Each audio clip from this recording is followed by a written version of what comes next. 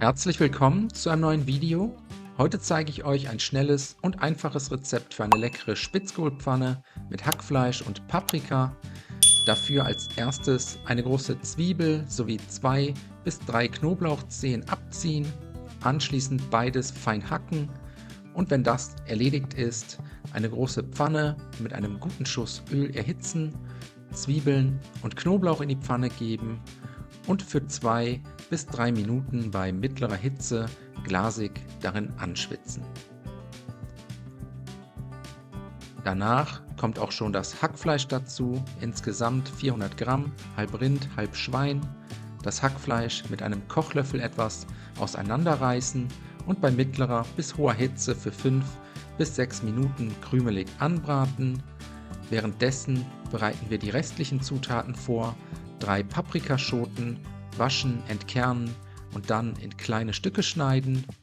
Und dann habe ich hier noch etwa 600 Gramm Spitzkohl, einfach mit einem Messer in etwa fingerdicke Streifen bzw. Stücke schneiden.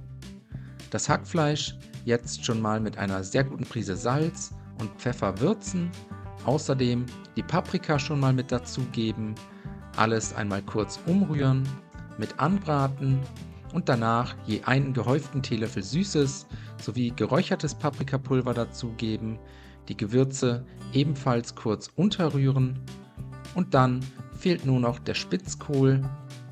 Den geben wir jetzt ebenfalls nach und nach mit in die Pfanne. Alles einmal vorsichtig umrühren, damit sich alle Zutaten gleichmäßig verteilen können. Und jetzt einen Deckel aufsetzen und das Ganze für 10 bis 12 Minuten bei niedriger bis mittlerer Hitze schmoren lassen.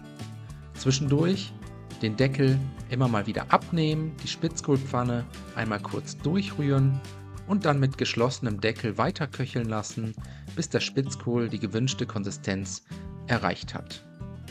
Zum Schluss kommt noch Creme fraiche dazu, ca. 2 bis 3 Esslöffel.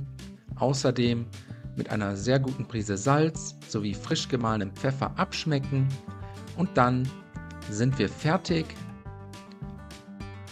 Die Spitzkohlpfanne mit Hackfleisch und Paprika jetzt auf tiefen Tellern verteilen, mit etwas gehacktem Schnittlauch garnieren und servieren.